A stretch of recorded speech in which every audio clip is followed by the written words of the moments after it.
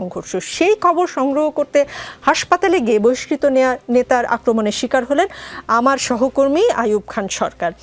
এর আগে আদালত চত্বরেও বিএনপিপন্থী আইনজীবীর হামলার শিকার হয়েছেন সময় টেলিভিশনের এক সাংবাদিক, যদিও তিনি পরে আবার ক্ষমা চেয়েছেন। মানে সাংবাদিক পেলেই কি আপনাদের মারতে ইচ্ছা করে, এরকম কিছু? ধন্যবাদ আপনাকে। প্রিয় সমালোচক যারা ইতিমধ্যে এখানে উপস্থিত আছেন এবং দর্শক যারা যমুনা টিভির সাথে যুক্ত হবেন, শুভেচ্ছা। বহিষ্কৃত নেতার অপরাধের কথা আপনি তুলছিলেন। নিশ্চয়ই দল তার অ্যাক্টিভিটিস এবং তার কৃতকর্ম কখনো এর আগেও সমর্থন করেনি, বিধায় তাকে বহিষ্কার করেছে। যে ঘটনাটি ঘটেছে নরসিংদীতে, সেটা সত্যি দুর্ভাগ্যজনক, নিন্দনীয় এবং এক ধরনের অপরাধ, অথবা ধরেন জুলুম বা অত্যাচারও বলতে পারেন, এবং তার প্রচলিত আইনে বিচার হওয়ার সুযোগ আছে। দল বা দলের নামে যারা এই ধরনের অপরাধ করেছে অতীতে বা করছে, তার কাউকেই দল প্রশ্রয় দিচ্ছে না, ডিফেন্ড করছে না, আইনানুগভাবে সাংগঠনিক ব্যবস্থা নিচ্ছে এবং আইন শৃঙ্খলা বাহিনী তাকে গ্রেপ্তার করে আইনের আওতায় এনে প্রচলিত আইনে কঠোর শাস্তি নিশ্চিত করবে, সে ব্যাপারে দলের সহযোগিতা রয়েছে। এখন একটা বহিষ্কৃত ব্যক্তি, তার কৃত অপরাধকেই যদি আপনি বিএনপির দলীয় অপরাধ হিসেবে চিহ্নিত করেন, সেটাও আমার মনে হয় যে একটু দুর্ভাগ্যজনক হবে আর কি, অথবা সেটা সমীচীন হবে না। অথবা সেটাকেও যদি আপনি জাতীয় রাজনীতির ইস্যু তৈরি করে বিএনপির উপর দায় চাপানোর একটা চেষ্টা হয়ে যায়, সেটা অনাকাঙ্ক্ষিত। বিএনপি, আমি আবারও বলছি, কোনো অপরাধী বা কোনো দুর্বৃত্ত যারা পেশি শক্তি দেখায় অথবা যারা ধরেন আইন নিজের হাতে তুলে নিতে চায়, তাদের আশ্রয় নেই। তবে এই চেষ্টার বিএনপি অব্যাহত রেখেছে। প্রায় 7,000-এর কাছাকাছি নেতাকর্মীকে বহিষ্কার করা হয়েছে এবং দল এ ব্যাপারে, আমি আবারও বলছি, শূন্য সহনীয়। যার ফলে এটাকে অপরাধ হিসেবে দেখুন এবং তাদেরকে আইনের আওতায় এনে কঠোর শাস্তি নিশ্চিত করুন। জি, নিজের ভেরিফাইড ফেসবুক পেজে এক পোস্টে আপনাদের দলের ভারপ্রাপ্ত চেয়ারম্যান তারেক রহমানও বলেছেন, নানা অভিযোগে বিএনপি 7,000-এর বেশি দলীয় সদস্যদের বিরুদ্ধে সাংগঠনিক ব্যবস্থা নেওয়া হয়েছে। দুর্নীতি, চাঁদাবাজি, অসদাচরণের দায়ে কেউ পদচ্যুত হয়েছেন, আবার অনেকেই বহিষ্কৃত হয়েছেন। ওই পোস্টে তারেক রহমান সাহেব লেখেন, শৃঙ্খলা কোনো দুর্বলতা নয়, বরং সেটিই আমাদের শক্তি। নিজেদের সদস্যদের দায়বদ্ধ করার মাধ্যমে আবারও প্রমাণ হলো যে বিএনপি সততার ব্যাপারে আন্তরিক, এবং আমরা ক্ষমতাসীনদের কাছে যেসব মানদণ্ড দাবি করি, নিজেদেরও ঠিক সেই একই মানদণ্ডে দাঁড় করে। এভাবেই বিএনপি জনগণের, বিশেষ করে তরুণদের আস্থা পুনর্গঠন করতে চায় বলে তারেক রহমান সাহেব জানিয়েছেন। 1 বছরের মতো সময়ে বিএনপির 7,000 নেতাকর্মীদের নানা অপরাধ অপকর্মের দায়ে বহিষ্কার করা হয়েছে বা যে কোনো সাংগঠনিক সাজা দেওয়া হয়েছে, যা হয়তো অন্য কোনো দল করেনি। এটা হয়তো বা প্রশংসার দাবিদার। কিন্তু এই যে বিশাল সংখ্যক নেতাকর্মী বহিষ্কার করলেন, এতে আসলেই কি দলের শৃঙ্খলা ফিরল? যদি না ফিরে, কেন ফিরেনি? না, শৃঙ্খলা ফিরছে। আপনি দেখেন, ফ্যাসিবাদ বিরোধী আন্দোলনে বিএনপির 60 লাখ নেতাকর্মী আসামি ছিল, 1,60,000-এর মতো মামলা ছিল। এরকমভাবে নির্যাতিত একটা বৃহত্তর জনগোষ্ঠী বা নেতাকর্মী অভ্যুত্থানের পর তাদেরকে শৃঙ্খলার মধ্যে রাখা, তারা তো নির্যাতিত কোনো না কোনোভাবে, তাদের সম্পদ দখল হয়েছে, তারাও সমাজে নিগৃহীত হয়েছে, বঞ্চিত হয়েছে, দমনপীড়নের শিকার হয়েছে। তো এই 5ই আগস্টের পর এত বড় দল, যদি আপনি 40% বিএনপির আপনি সমর্থকও ধরেন, যেটা স্থায়ী, কোনো কোনো সময় তো দলের সমর্থন আরো বেড়ে যায়, ভোট হলে আরো বাড়তে পারে, সেটা ভিন্ন জিনিস, কমতেও পারে। কিন্তু ধরেন 40% ধরা হয় বিএনপির, এবং একটা সময় আওয়ামী লীগের কথা বলা হতো 35 থেকে 40%-এর মতো নেতাকর্মীরা এই দলের সাথে যুক্ত থাকে। তাহলে প্রায় 7 কোটির কাছাকাছি মানুষ এই দলের কর্মী, না হলে শুভানুধ্যায়ী অথবা সমর্থক। এখন এদেরকে সম্পূর্ণভাবে 1 বছরের মধ্যে নিয়ন্ত্রণে আমরা আনতে পারছি তা বলছি না, কিন্তু আমরা যে প্রক্রিয়া অনুসরণ করছি, যেভাবে আমরা এ ব্যাপারে সজাগ আছি, কেউ তো বলতে পারছেন না যে অপরাধ করার পর বিএনপি তাকে বহিষ্কার করেনি অথবা সাংগঠনিক ব্যবস্থা নেয়নি, অথবা আইন শৃঙ্খলা রক্ষাকারী বাহিনী ব্যবস্থা নিলে বিএনপি সেটাকে ডিফেন্ড করার চেষ্টা করেছে, সেই অভিযোগ তো নাই। তো 1 বছরে যেহেতু শুরু হয়েছে, আমার বিশ্বাস হচ্ছে যে স্টার্ট আছে তারেক রহমান সাহেব যে অঙ্গীকার করেছে দেশবাসীর কাছে, অথবা যেভাবে বিএনপিকে রিপ্রেজেন্ট করতে চেয়েছে, সেটা দল ধারণ করে, আমরা ধারণ করি। নিশ্চয়ই এই ছোটোখাটো বিচ্ছিন্ন ঘটনা যেগুলি ঘটছে বা অপরাধ যেগুলি ঘটছে, সেগুলিও একেবারে শূন্য পর্যায়ে চলে আসবে। জি, বিএনপির বহিষ্কৃত নেতাই বলেন বা বিএনপি পন্থী আইনজীবী বলেন, শুধু যে সাংবাদিকের গায়ে হাতি তোলেন তা কিন্তু না, দাওয়াত না করলে জোর করে খাওয়াও আবার খেয়ে আসেন। বিএনপি নেতাকর্মীদের দাওয়াত না দিয়ে মাদ্রাসা কর্তৃপক্ষের আয়োজন করা সব খাবার খেয়েও নষ্ট করে ফেলেছেন গুলিশাখালী ইউনিয়নের 9 নম্বর ওয়ার্ড বিএনপির সভাপতি, সাধারণ সম্পাদক ও তার অনুসারীরা। সামাজিক যোগাযোগ মাধ্যমে এই খবর যখন ছড়িয়ে পড়ে, তখন এটা নিয়ে ওই এলাকার বিভিন্ন নেতাকর্মীদের এক ধরনের নড়াচড়া পাওয়া যায়। আচ্ছা, দাওয়াত না দিয়ে খেয়ে ফেলা বা লাইক দাওয়াত না দিলে জোর করে খাবার খেয়ে ফেলবে, এইটা আসলে কোন রেওয়াজের মধ্যে পড়ে? এটা ঠিক তো বুঝতে পারছি নিশ্চয়ই না। এটা ধরেন একটা স্বেচ্ছাচারিতা অথবা জুলুম, কিন্তু আপনার এই সংবাদের একটা জায়গায় আমার মানে রয়েছে, দ্বিমত রয়েছে এবং তথ্যটা সঠিক নয়। সম্ভবত এটা বরগুনার আমতলী উপজেলার ঘটনা। যে ওয়ার্ডের কথা বলা হয়েছে, ওয়ার্ডের সাধারণ সম্পাদক বা সভাপতির কথা বলা হয়েছে, ওই ওয়ার্ডে বিএনপির কোনো কমিটি নেই। আমি একটা অডিও শুনেছি সাংবাদিকদের সাথে, আপনাদের যমুনা টিভির সাংবাদিকদের সাথেই কথা হচ্ছে, ওই উপজেলার আপনার আমতলী উপজেলার সদস্য সচিবের। ওখানে দীর্ঘদিন ধরে বিএনপির কমিটি নেই। ওরা বিএনপির আপনার যেটাকে বলা হয় ইনলিস্টেড কোনো নেতাকর্মীও না, তবে ওরা বিএনপির অনুসারী যারা এই ঘটনাটা ঘটিয়েছে, এবং তাদের বিরুদ্ধে সাংগঠনিক ব্যবস্থা যেহেতু দলের সাথে যুক্ত না এবং কর্মী পর্যায়েরও না, শুভানুধ্যায়ী অথবা ধরেন অনুসারী, আমরা মনে করি যে যে অপরাধটা ঘটেছে এটা অপরাধ, এবং এই অপরাধের জন্য প্রচলিত আইনেই কঠোর ব্যবস্থা নেওয়া যেতে পারে, এবং সরকার সে ব্যাপারে উদ্যোগী হবে, স্থানীয় প্রশাসন সে ব্যাপারে উদ্যোগী হবে। আগামীতে এই এই দুর্বৃত্ত আচরণের কারণে তাদের আর বিএনপিতে যুক্ত হওয়ার বা রাজনীতি করার সুযোগ নেই। যেহেতু তারা শুভানুধ্যায়ী, কমিটিতে নেই, সাংগঠনিক কোনো অ্যাকশন নেওয়া যাচ্ছে না, তবে বিএনপির রাজনীতি আগামীতে করার তাদের সুযোগ চিরতরে বন্ধ হয়েছে। জি, মুজিবুর রহমান মঞ্জু, এনসিপি এবং গণ অধিকার পরিষদ এক হবে শুনতে পাই, আবার শুনতে পাই জামাত ইসলামের সাথে ইসলামী দলগুলো থাকবে বা আছে, এবি পার্টি এনসিপিও থাকবে, আবার এটাও শুনি এবি পার্টি এনসিপি সহ বাম কিছু দল মানে এক হয়ে তৃতীয় একটি শক্তি গঠন করবে। এবি পার্টি আসলে এখন কোথায়? নাকি নির্বাচনের আগে কখনো ডানে কখনো বায়ে আবার কখনো মাঝখানে থেকে শেষ পর্যন্ত যেখানে দর কষাকষি আসলে ভালো হবে সেখানেই এবি পার্টি থাকবে? ধন্যবাদ নিকোল। আজকের লেটেস্ট খবরটা মনে হয় আপনি পান নাই।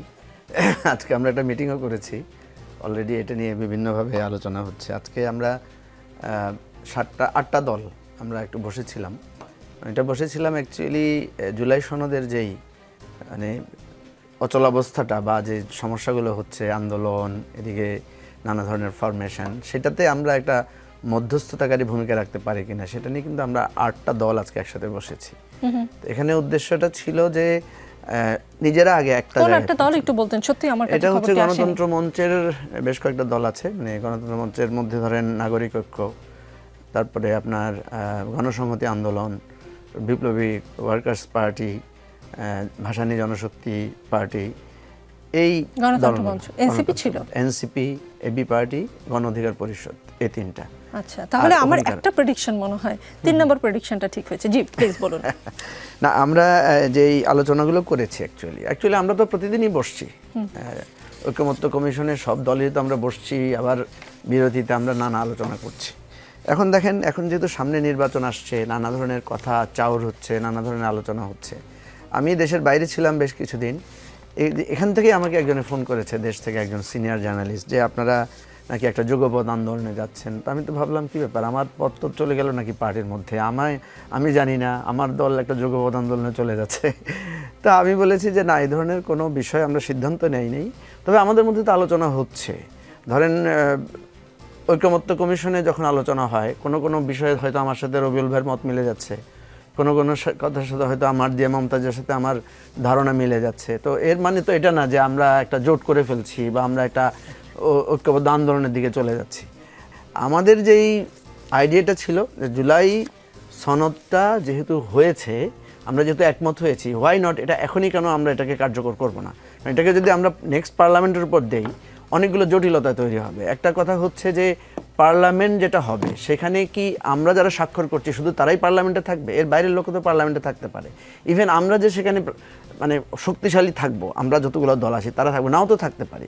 আমরা তো জনগণের ভোট কে কাকে দিবে সেটা তো বুঝতে পারছি না। ফলে আমাদের স্বাক্ষরিত জিনিসটাই পার্লামেন্টে পাস হবে তার নিশ্চয়তা কি? নাম্বার 1।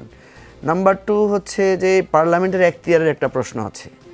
নাম্বার 3 হচ্ছে যেই জিনিসটা আমরা করেছি সেটা যদি এই পার্লামেন্টেই স্টাবলিশ না হয়, তাহলে আগামী পার্লামেন্টে করে এটা পরবর্তী 5 বছর পরে হবে, তাহলে তো সেটা আর আমাদের এত এক্সারসাইজ করার দরকার ছিল না। তো এই সমস্ত কারণে আমরা একটা পজিশন নিয়েছি যে জুলাই সনদটাকে এখনই একটা আইনি কাঠামোর মধ্যে এনে এটা বাস্তবায়ন করা। তো সেই জায়গায় যে সমস্ত দলগুলোর মধ্যে মিল আছে, দাবিগুলোর মধ্যে মিল আছে, সেখানে হয়তো আমরা নানা সময় বসেছি, আলোচনা করেছি, চেষ্টা করেছি একে অপরের কাছে আসার জন্য, যুক্তিতর্ক দিয়ে বোঝার জন্য। তো এটাকেই অনেকে নানাভাবে চিত্রায়িত করেছেন।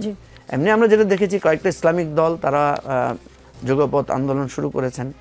আমরা মনে করি যে আমরা যেহেতু একটা ডায়ালগের মধ্যে আছি এবং সেখানে এক ধরনের অগ্রগতি আছে এবং খুবই ভালো একটা অগ্রগতি আছে। মুজিবুর রহমান মঞ্জু, আপনারা বলেছেন রাজনৈতিক দলগুলো একমত না হলে গণভোটের বিকল্প নেই, এই ধরনের একটা মতামত দিয়েছেন এবং জুলাই সনদ বাস্তবায়ন নিয়ে জটিলতা তৈরি যে হয়েছে, ঐক্যমত্য কমিশনের সুপারিশেও গণভোটের কথা কিন্তু আছে। জামাত ইসলামী, বিএনপিও গণভোটের বিষয়ে ইতিবাচক মনোভাব দেখিয়েছে। জুলাই সনদ বাস্তবায়নে রাজনৈতিক দলগুলোর মতভেদ দূর করার আসলে কোনো উপায় আছে কিনা? কারণ আমরা দেখছি যে আপনারা বসছেন, আবার বেরিয়ে আপনারা আগে যা বলেছেন তাই বলছেন, মানে সারাদিন বৈঠক করে চা নাস্তা খেয়ে বৈঠকের আগে যেরকম কথা, বৈঠক শেষে ব্রিফিংয়ে আপনাদের একই রকম কথা। জামাতে ইসলামী সহ বেশ কিছু দল এই সনদের ভিত্তিতেই জাতীয় নির্বাচনও চাইছে। তার মানে জুলাই সনদ বাস্তবায়ন না হলে নির্বাচন নিয়ে অনিশ্চয়তা তৈরির শঙ্কা কখনো কখনো কোনো নেতার কথায় পাওয়া যাচ্ছে। রাজনৈতিক দলগুলো কি আসলে শুধুমাত্র জুলাই সনদ নামক একটি কাগজ নিয়ে এই দ্বন্দ্ব, নাকি নির্বাচন নিয়ে অনিশ্চয়তার মন্তব্য আছে? প্রধান উপদেষ্টা নিজেই কিন্তু নির্বাচন নিয়ে ষড়যন্ত্রের কথা বলেছেন। দেখেন, প্রথম কথা হচ্ছে যে জুলাই সনদে যে কথাগুলো হয়েছে, কয়েকটা ফান্ডামেন্টাল ইস্যু আছে জুলাই সনদে। যেমন ধরুন, আমরা দ্বিকক্ষ বিশিষ্ট পার্লামেন্ট করতে চাই, তো দ্বিকক্ষ বিশিষ্ট পার্লামেন্ট করতে গেলে তো নির্বাচন কমিশনকে এখন থেকেই প্রস্তুতি নিতে হবে। তো সুতরাং এটা একটা ভাইটাল ইস্যু। দ্বিতীয় হচ্ছে যে আমরা যে কথাটা বলছি যে রাষ্ট্রপতির ক্ষমতা, প্রধানমন্ত্রীর ক্ষমতা, নানা ধরনের কমিটি করার প্রসঙ্গ আছে। তারপরে ধরেন বিচার বিভাগকে পৃথক করার বিষয় আছে, যে আমরা হাইকোর্টের বিভিন্ন জায়গায় শাখা করার কথা বলেছি বিভাগীয় জায়গায়, অর্থাৎ একটা কিছু কিছু খুবই ফান্ডামেন্টাল চেঞ্জের কথা আছে। তো এই জিনিসগুলো যদি এখন আমরা একমত হয়ে এখনই একটা আইনি কাঠামো না দেই, তাহলে কিভাবে হবে? এখন কথা হচ্ছে যে এটার সাথে নির্বাচন হওয়া না হওয়ার কি সমস্যা? আমরা কিন্তু এটা বারবার বলার চেষ্টা করেছি যে জুলাই সনদ না হলে আমরা ইলেকশনে যাব না, ইলেকশন করতে দিব না, বা পিআর না হলে ইলেকশনে যাব না, এই ধরনের কোনো এক্সট্রিম পজিশন আমরা নেই নাই। এবং আমরা সবাইকে বলেছি এই ধরনের এক্সট্রিম পজিশন আমাদের নেওয়ার দরকার নেই। কারণ আপনি যদি এক্সট্রিম পজিশন নেন, আমি একটা নিব, উনি একটা নিবে, তাহলে আমাদের ঐক্যমত্যটা হবে কিভাবে? আমরা তো করেছি ঐক্যমত্যে যাওয়ার জন্য। সুতরাং যারা এই কথাগুলো বলছেন, আলটিমেটলি তারা ইলেকশন চান না বা ইলেকশনে যাবেন না, বিষয়টা সেরকম মনে হয় না আমার কাছে। বা ইলেকশনে যদি তারা না যান, তখন কিন্তু জনগণের কাছে তারা কিন্তু এটা ধরা পড়বেন। মানুষ মনে করবে যে তাদের এই জিনিসগুলো একটু আর্টিফিশিয়ালি তারা এটাকে ইলেকশনে না যাওয়ার এক ধরনের হুঙ্কার আজকেও আমরা দেখেছি রাজপথ থেকে। আসি মুজিবুর রহমান মঞ্জু, মার্দিয়া মমতাজ। সিঙ্গাপুর থেকে ফিরে বিমানবন্দরে বিএনপি মহাসচিব মির্জা ফখরুল ইসলাম আলমগীর সাহেব এই যে কিছুক্ষণ আগে বললেন যে আলোচনার মধ্যে, মানে যখন আলোচনা চলছে তখন কর্মসূচির অর্থ অহেতুক চাপ সৃষ্টি করা, যেটা গণতন্ত্রের জন্য শুভ নয়। আজকের আন্দোলন নিয়ে জামাতে ইসলামী এবং ইসলামী জোটগুলোর আজকের আন্দোলন নিয়ে সম্ভবত তিনি বলেছেন, এবং তিনি বলেছেন যে অভ্যুত্থানের পর বিএনপি কোনো ইস্যুতে আন্দোলনে যায়নি, আলোচনার মাধ্যমে সমস্যার সমাধান সম্ভব। এদিকে জামায়াতে ইসলামের সেক্রেটারি জেনারেল মিয়া গোলাম পরওয়ার যমুনা টেলিভিশনকে বলেছে বিএনপির প্রতি সরকারের পক্ষপাতিত্বের কারণেই এই আন্দোলন, যেটা আজকে শুরু হলো। প্রায় তো ফরেন সার্ভিস একাডেমিতে সরকারের সাথে বৈঠক হচ্ছে না, সব দলের জামায়াতও থাকে সেখানে। সরকারকে সরাসরি বললেই হয় যে আপনারা বিএনপির দিকে একটু হেলে যাচ্ছেন। বা প্রধান উপদেষ্টার সাথে আমরা শুনছি যে জাতিসংঘের সাধারণ পরিষদের অধিবেশনে বিএনপি, জামায়াত প্রতিনিধি দলও যাচ্ছে। কম করে হলেও কিন্তু 20 ঘন্টার ফ্লাইট, আমি যতদূর জানি। এই ফ্লাইটটা হয়তো একটু ছোট হবে, 24 ঘন্টার ফ্লাইট হয়।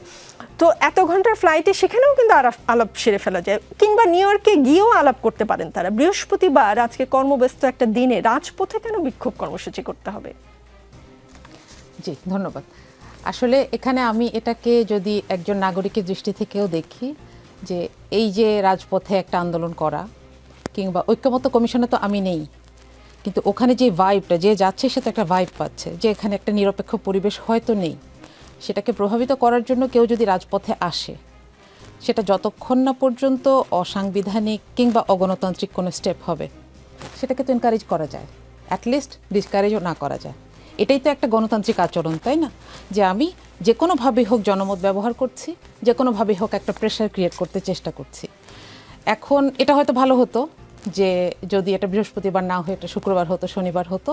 এটাতে আমাদের ওপর যে একটা চাপ আসছে, নাগরিকের কষ্ট হচ্ছে, সেটা হয়তো কমায় দেওয়া যেত।